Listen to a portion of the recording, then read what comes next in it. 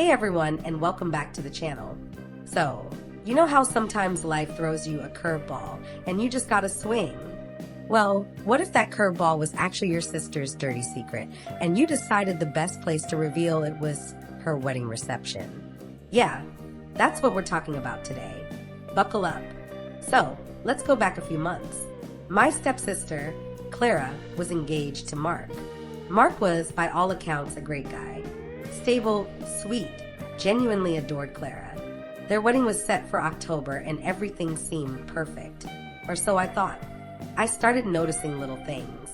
Clara would be super secretive with her phone, disappearing for errands that took way too long, and just generally acting off. I tried to brush it off as pre-wedding jitters, but my gut was screaming. And my gut, folks, is rarely wrong.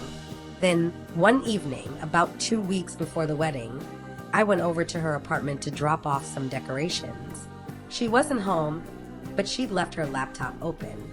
And yes, I know I shouldn't have looked, but call it a sister's intuition, or maybe just morbid curiosity. I clicked on her messages, and there it was, a full-blown affair. With Mark's best man, David. My heart just sank. Not only was she cheating, but with David, Mark's best man, the betrayal was just monumental. I felt sick. I confronted her that night, and she denied. She cried. She begged me not to say anything. She promised it was over, that it was a mistake, that she loved Mark. And for a moment, I almost believed her. I almost kept my mouth shut. But then I saw Mark. He was so happy, so oblivious, planning his life with a woman who was actively deceiving him.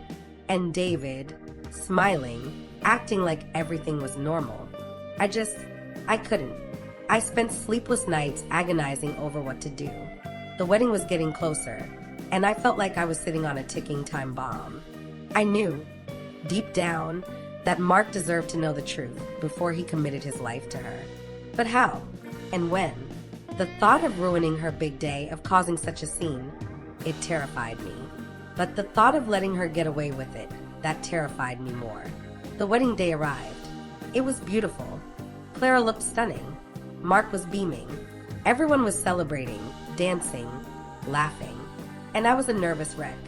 I had the evidence, the messages, all saved. I didn't know if I'd go through with it, even then. Then came the toasts. My turn was approaching. My hands were shaking. I had a speech prepared, a normal, lovely sister of the bride speech. But as I walked up to the microphone, I looked at Mark, then at Clara, then at David, who was standing right next to Mark, grinning. And something in me just snapped. I started my speech normally enough. A few anecdotes, some well wishes. My voice was surprisingly steady. But then I deviated.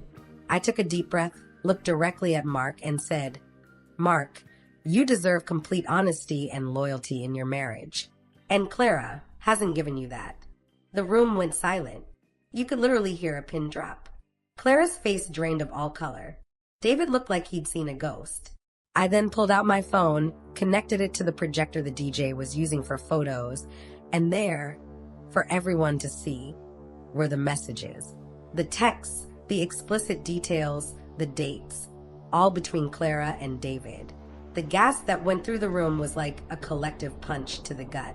Mark's jaw dropped. He looked from the screen to Clara, then to David.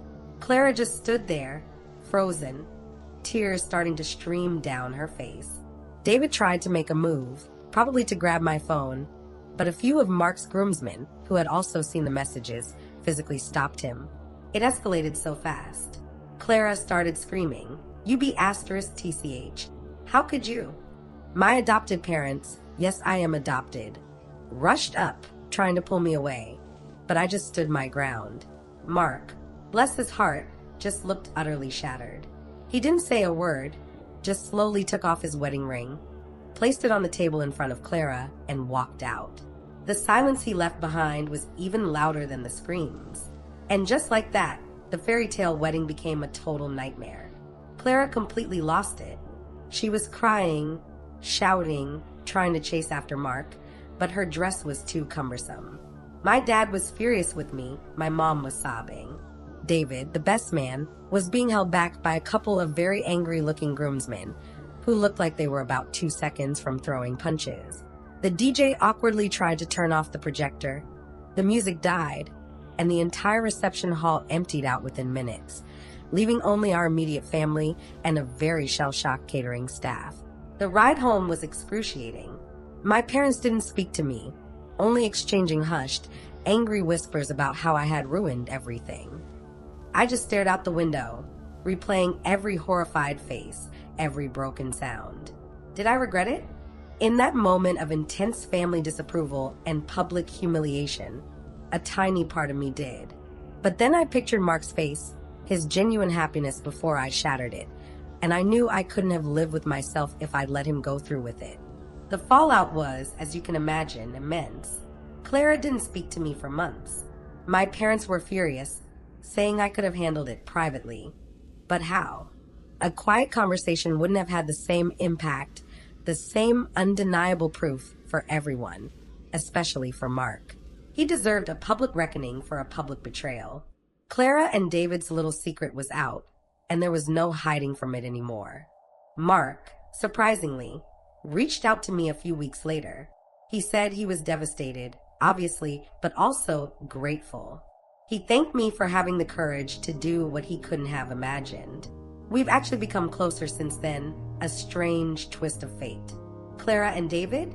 Well, their little affair didn't exactly blossom into a grand romance. The shame, the judgment from their families and friends, it was too much. They broke up a few weeks after the wedding that wasn't. Turns out, a relationship built on deceit doesn't have much of a foundation. My relationship with Clara is still complicated. It's an uphill battle. She still sees me as the villain, the sister who ruined her life. And maybe in her eyes, I am. But in my heart, I know I did the right thing. I saved Mark from a lifetime of lies, and sometimes the truth hurts, but it's always worth it. What do you think? Am I an asshole for saving a man from a lifetime of regret?